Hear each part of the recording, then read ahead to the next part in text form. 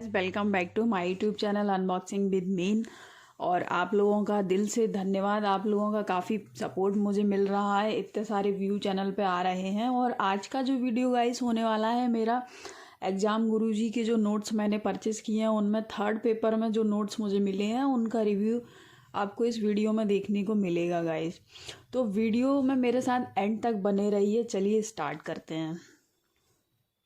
Guys मैं खुद भी एमपीपीएससी एस्पिरेंट हूँ और मुझे मालूम है कि जब एमपीपीएससी का मेंस हम देते हैं तो थर्ड पेपर हमारे लिए कितना इम्पोर्टेंट होता है। सबसे ज़्यादा स्कोरिंग भी थर्ड पेपर होता है और जो हमको डुबाने का काम करता है वो भी थर्ड पेपर ही होता है। इसीलिए जब भी हम मेंस अपना तैयार कर रहे हैं तो उसमें थर्ड पेपर पर सबसे ज़्यादा फोकस करना चाहिए, क्योंकि हिस्ट्री, ज्योग्राफी, पॉलिटी, इकोनॉमी ये तो सभी लोग पढ़ते हैं, लेकिन जो साइंस एंड टेक्नोलॉजी तो थर्ड पेपर है उसमें जो 10 यूनिट में बांटा हुआ है थर्ड पेपर को, तो वो काफ़ी टफ पड़ जाता है। उसको लोग इतना सिंसेरिटी से नहीं लेते हैं और लोगों का पेपर ख़राब हो जाता है, जिसके कारण वो फाइनल सिलेक्शन में चूक जाते हैं। तो बिना टाइम वेस्ट किए सबसे पहले आपको मैं बता दूं कि राम गुरुजी से जो पार्सल आया था गाइस, उसमें मेरे को 15 किताबें मिली थी। लास्ट वीडियो में मैंने उसकी अनबॉक्सिंग कर दी है चैनल पे, वो मैंने अपलोड किए हैं। आपको अगर परचेज़ करना है तो अनबॉक्सिंग वाला आप वीडियो देख लीजिए, उसमें मैंने रिव्यू भी किया है। तो उन 15 किताबों के सेट में से ये 2 किताबें जो आप देख पा रहे होंगे, एक भूगर्भ शास्त्र जो यूनिट 10 कवर करती है पेपर थर्ड का, और एक सूचना प्रौद्योगिकी जो यूनिट 4 कवर करती है प्रश्न पत्र 3 का। तो ये 2 ही किताबें उन 15 किताबों के साथ गाइस मुझे मिली है।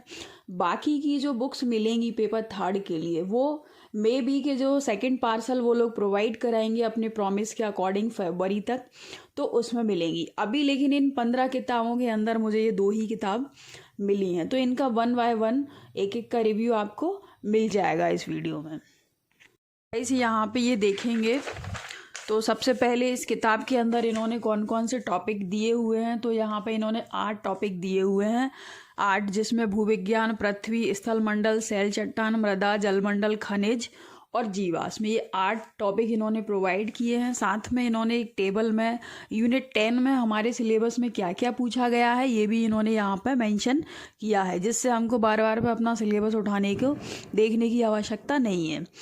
अच्छा, इसमें मैं आपको बता दूं, ये पूरी बुक को मैंने अच्छे से स्टडी किया है, तो इसमें इन्होंने एक एक चीज़ को अच्छे से मेंशन किया है। जैसे कि पहले हमारा भूविज्ञान वाला टॉपिक है ये, तो इसमें ये पहला टॉपिक हमारा शुरू होता है भूविज्ञान। तो इसमें इन्होंने भूविज्ञान में जितने भी, जैसे भौतिक भूविज्ञान है, आर्थिक भूविज्ञान है, संरचनात्मक, इन सबको बढ़िया डेफिनेशन में इन्होंने यहाँ पे दिया है। आप देख पा रहे होंगे, ये जब भी हमारा 3 मार्कर का क्वेश्चन आएगा तो हम आसानी से यहाँ से इसको अपना आंसर उसमें लिख पाएंगे। तो यानी कि कहने का मतलब ये भूविज्ञान को इन्होंने अच्छे तरीके से यहाँ पे एक्सप्लेन किया है। इसके बाद यहाँ पे भी बहुत सारी इन्होंने डेफिनेशन प्रोवाइड कराई हैं जो कि हमारे लिए सफिशिएंट हैं। और भूविज्ञान का महत्व क्या होना चाहिए, तो भूविज्ञान का महत्व भी इन्होंने बहुत अच्छे से यहाँ पर प्रोवाइड कराया है।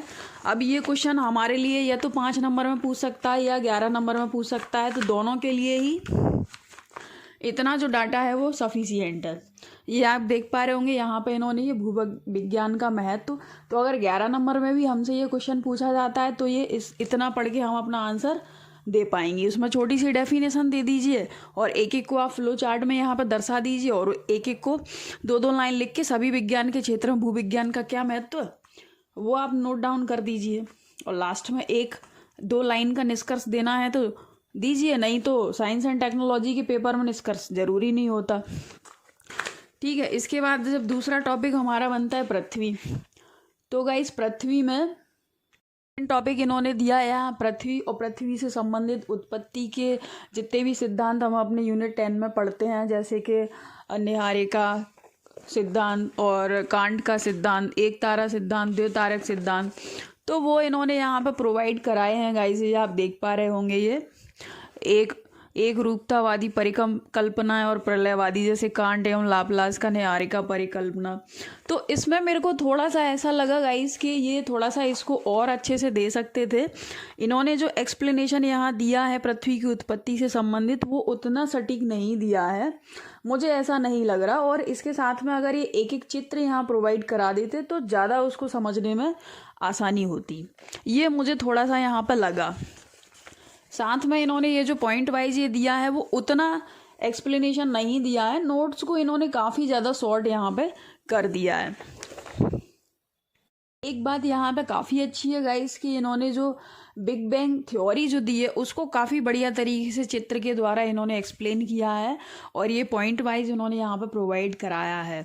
तो बिग बैंग थ्योरी पूछा भी जाता है एग्ज़ाम में, तो वो ठीक है। रसेल का सिद्धांत, लिटिलटन का ये युग्म तारा परिकल्पना, ये बहुत छोटे रूप में दिया हुआ है, इतने से काम नहीं चलेगा। मतलब हमको समझ में भी तो आना चाहिए। अगर जो पहली बार मेंस में अपीयर हो रहा है, इसने कभी सिद्धांत पढ़े ही नहीं है, तो उसके लिए थोड़ा सा तो डीप होना चाहिए, उसको समझ में तो आना चाहिए कि पढ़ क्या रहा है। जिसने पहले से तैयारी कर रखी है तो उसके लिए तो ठीक है।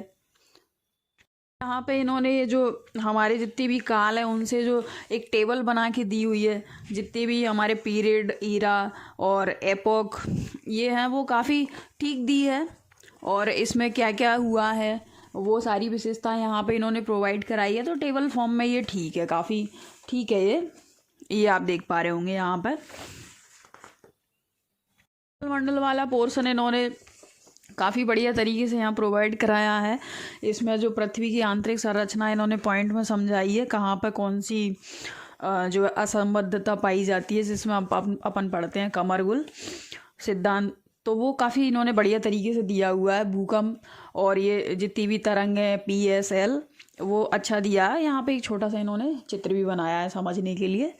तो ये स्थल मंडल वाला जो यूनिट है, वो टॉपिक है सॉरी, उसको बढ़िया तरीके से इन्होंने दिया है। क्रोड आप देख सकते हो, काफ़ी अच्छे तरीके से इन्होंने एक्सप्लेन की है।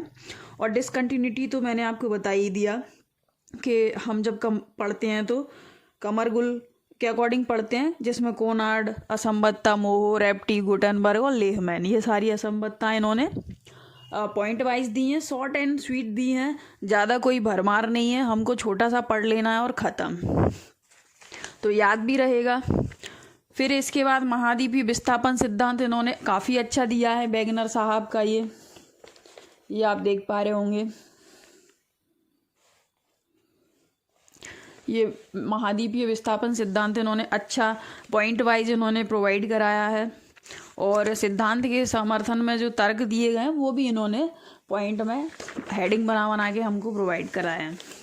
अच्छा, प्लेट टेक्टोनिक थ्योरी आप देख पा रहे होंगे। प्लेट टेक्टोनिक थ्योरी इन्होंने अच्छी दी है, और चित्र भी साथ में इन्होंने बना के दिया है। थोड़ा इसको और सटीक कर सकते थे, लेकिन ठीक है, अब नोट्स में हम इतनी ही उम्मीद कर सकते हैं, ज़्यादा एक्सपेक्टेशन नहीं कर सकते। सागर नितल प्रसरण को अच्छे से इन्होंने समझाया है, ये आप देख पा रहे होंगे। ये एक चित्र भी बना के दिया है, देखिए, ये प्लेट संचलन का चित्र है। और चट्टानों की आयु, महासागरीय स्थलाकृतियाँ, इनमें भी इन्होंने ये डेफिनेशन दे रखी है। तो कभी 3 मार्कर में अगर बनते हैं तो हम आसानी से अपना उत्तर दे पाएंगे। इसके बाद हम आगे चलते हैं गाइस। तो सेल चट्टान इन्होंने काफ़ी अच्छे से, चट्टानों वाला काफ़ी अच्छे से इन्होंने कवर किया है। पहले सेल की परिभाषा यहाँ प्रोवाइड कराई है। 3 प्रकार के सेल होते हैं, आग्नेय, अवसादी, कायांतरित, और इनको भी काफ़ी अच्छे से उनको भी डिवाइड किया है। जैसे आग्नेय सेल को इन्होंने, आप देख पा रहे होंगे यहाँ पे, आग्नेय सेल को भी यहाँ पर डिवाइड किया है। उसके बाद आग्नेय सेल कौन कौन से होते हैं ये चित्र द्वारा भी इन्होंने समझाया, टेबल फॉर्म में भी दिया है। तो यहाँ पे ये सेल में सारी चीज़ें कवर होती हैं। इसके बाद अगर एक एक चैप्टर मैं यहाँ पे आपको बताऊँगी तो वीडियो काफ़ी लंबा हो जाएगा। तो कंक्लूजन मेरा यही है इस बुक को लेके। थोड़ा सा मैं और बता दूं, यहाँ पर लेकोलिथ, ये जितनी भी अंदर जो आकृतियाँ बनती हैं वो लेकोलिथ, लेपोलिथ, फेकोलिथ, ये सारी इन्होंने बाकायदा चित्र बना के दिए हैं, और अच्छा इन्होंने यहाँ पे एक्सप्लेनेशन प्रोवाइड कराया है। तो इस बुक से निकल के सिर्फ यही आता है कंक्लूजन गाइस के, अच्छी इन्होंने चीज़ों को कवर करने की कोशिश की है और काफ़ी अच्छे नोट्स हैं ये। आप अगर बुला लेंगे तो आपका थर्ड पेपर भी कवर हो जाएगा। अभी ये 2 किताबों को देख के तो मुझे यही लगता है। अच्छा, दूसरा अपन स्टार्ट करते हैं इसको, सूचना प्रौद्योगिकी। तो गाइस, ये सूचना प्रौद्योगिकी की बुक में इन्होंने 12 टॉपिकों में अपने इस नोट्स को बांटा है, जिसमें कंप्यूटर का सामान्य परिचय एवं विकास और इतिहास मिल जाएगा। इसके बाद हार्डवेयर, इनपुट आउटपुट डिवाइस मिल जाएगा, मेमोरी, कंप्यूटर की भाषाएं, software, networking, internet, Microsoft office, social media, e governance और विभिन्न उपयोगी पोर्टल, साइट और वेब पेज। कंप्यूटर और उसके अन्य अदर जो फैक्ट है वो इसमें आपको इन्होंने प्रोवाइड कराया है। साथ में जैसा इन्होंने अपनी हर बुक में किया है, इसमें इन्होंने सिलेबस भी प्रोवाइड कराया है कि हमारे सिलेबस में यूनिट 4 में हमसे क्या क्या पूछा जाएगा, तो कुछ यहाँ पर और इसके बाद नेक्स्ट पेज पे भी हमें ये देखने को मिलेगा यहाँ पे। तो और ये जो कंप्यूटर वाली जो ये सूचना प्रौद्योगिकी बुक है, इसमें से आप न सिर्फ अपना मेंस बल्कि अभी प्रीलिम्स भी होने वाला है, तो वो भी आप इसको काफ़ी अच्छे से तैयार कर सकते हो। प्रीलिम्स के लिए भी ये काफ़ी यूजफुल है और मेंस के लिए तो ये पर्टिकुलर बुक है ही। इसमें अच्छी बात ये है गाइस कि कंप्यूटर में इसमें कहीं भी कोई भी कमी नहीं है। हर एक चैप्टर को इन्होंने अच्छे से एक्सप्लेन किया है, साथ में एक एक की परिभाषा के साथ में इन्होंने यहाँ फ़ोटो, जैसे ये अबेकस, तो अबेकस का फ़ोटो यहाँ पर दिया हुआ है। जितने भी प्रिंटर, आउटपुट, इनपुट डिवाइसेस हैं, उन सब की डेफिनेशन के साथ साथ इन्होंने चित्र भी प्रोवाइड कराया है, तो उससे हमको समझने में काफ़ी आसानी हो जाती है। और जब चार्ट, फ्लो चार्ट, चित्र वगैरह से हम चीज़ों को पढ़ते हैं तो ज़्यादा माइंड में रहती हैं ज़्यादा टाइम तक। ये पेज को देख के ही आप समझ पा रहे होंगे, जैसे ये पहला पेज है सामान्य परिचय कंप्यूटर का और उसका विकास कैसे कैसे हुआ, उसकी हिस्ट्री क्या क्या रही। तो जैसे अबेकस को इन्होंने यहाँ पे अच्छे तरीके से डिफाइन किया है, साथ में चित्र दिया है। ब्लेज पास्कल को ब्लेज पास्कल को इन्होंने यहाँ एक्सप्लेन किया है, चित्र भी दिया है। जैकार्ड लूम, ये चित्र भी दिया है और डेफिनेशन भी दी है। चार्ल्स बेबेज, आप यहाँ देख पा रहे होंगे, तो चार्ल्स बेबेज द्वारा कौन सी जो गणना मशीन बनाई गई थी उसका यहाँ पर डेफिनेशन दिया है और चित्र दिया है। तो कुल मिला के कहने का मतलब ये है कि चित्रों की सहायता से इन्होंने एक्सप्लेन किया है। फिर यहाँ पर हम देख रहे हैं कि संगणक यानी कि कंप्यूटर के विकास में जो मेन जो ईयर रहे हैं कि कौन से ईयर में क्या इसमें विकास मतलब कौन सा कार्य हुआ है, तो वो भी इन्होंने यहाँ पर अच्छे से डिटेल में मेंशन किया है। आप ये देख पा रहे होंगे एक एक ईयर को, ये यहाँ से शुरू होता है यहाँ पे। और गाइस, अपने कुछ दिनों बाद थोड़ा सा आप रुक जाइए, 2-4 दिन बाद आपको ये सभी जितने भी मैंने नोट्स बुलाए हैं इनके PDF आप लोगों को मिल जाएंगे। तो अगर आप इनको ख़रीदने में सक्षम नहीं भी हैं तो आप PDF डाउनलोड कर लीजिए और वहाँ से आप अपना पढ़ सकते हो। फिर इसके बाद हम देखेंगे तो पीढ़ी, इसकी 5 पीढ़ियों को इन्होंने अच्छे से यहाँ एक्सप्लेन किया है। जैसे प्रथम पीढ़ी में हमें वैक्यूम ट्यूब यूज हुए थे, वैक्यूम ट्यूब का चित्र भी दिया है, साथ में एक्सप्लेन भी किया है कि प्रथम पीढ़ी के कौन से कंप्यूटर थे, कौन सी चीज़ यूज हुई और कितनी क्या स्पीड थी और कौन सी ईयर में उसको बनाया गया।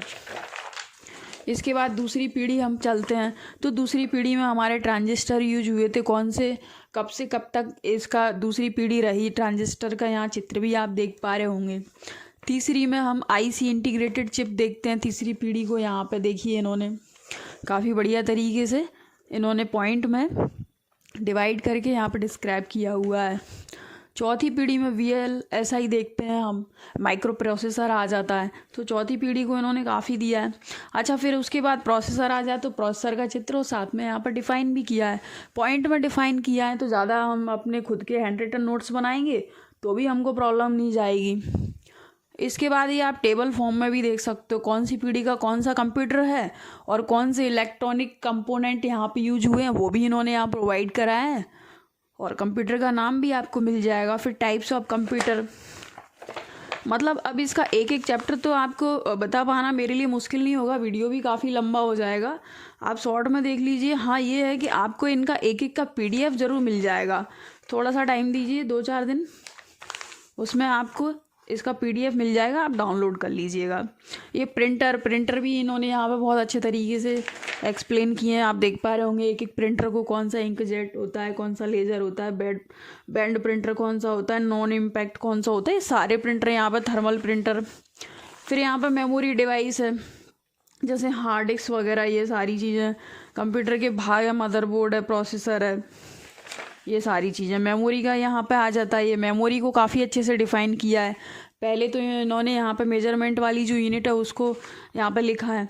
उसके बाद मेमोरी कितने टाइप की होती हैं और कौन से फॉर्म में 0 या 1 के रूप में डाटा को वहाँ पे स्टोर किया जाता है। तो मतलब एक मेंस में जो एक यूनिट हमको कवर करनी है तो उसके अकॉर्डिंग इतना डाटा काफ़ी है। ज़्यादा डाटा हम अगर ले लेंगे तो हम झेल भी नहीं पाएंगे, उसको पढ़ भी नहीं पाएंगे, और हमारे पास इतना टाइम भी नहीं है।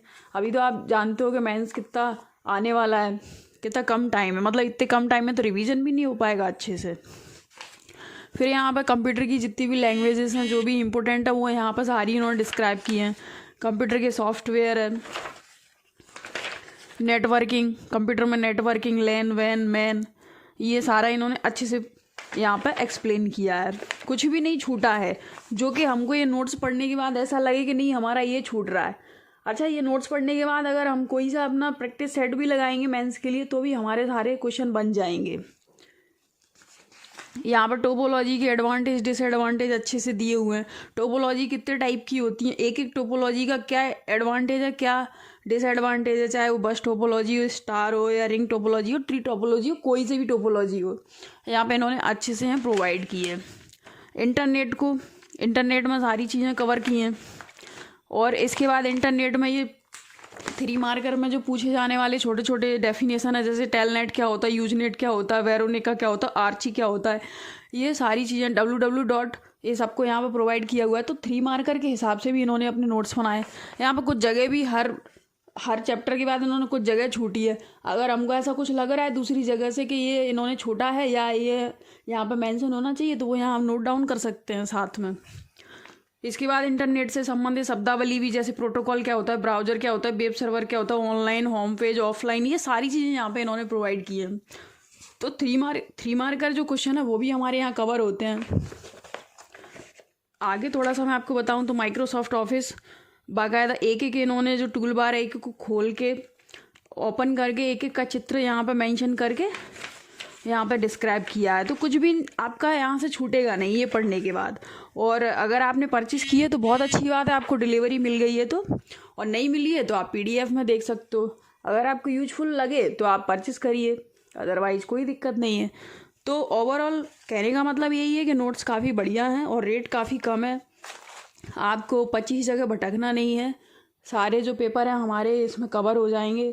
अभी तो सिर्फ 15 किताब आई हैं, बाकी का जब अगला पार्सल मेरे पास आ जाएगा तो बाकी की 17-18 किताब जो भी बच रही हैं उनका रिव्यू भी आपको टाइम से मिल जाएगा। तो वीडियो अगर अच्छा लगा हो तो गाइस लाइक कर दीजिएगा और चैनल को सब्सक्राइब ज़रूर कर दीजिएगा। जो बच्चे मेंस के नोट्स को लेकर कन्फ्यूज हैं उन तक वीडियो को शेयर कर दीजिएगा, जिससे कि उनको कोई भी कन्फ्यूजन ना रहे। और अगर गाइस कुछ भी आपको प्रॉब्लम हो तो आप मुझे कमेंट सेक्शन में अपने कमेंट सेंड कर सकते हैं। तो मेरे से जितना सपोर्ट हो सकेगा मैं करूँगी गाइस, है ना। वीडियो को देखने के लिए आपका बहुत बहुत धन्यवाद। मिलते हैं नेक्स्ट वीडियो में, तब तक के लिए थैंक यू।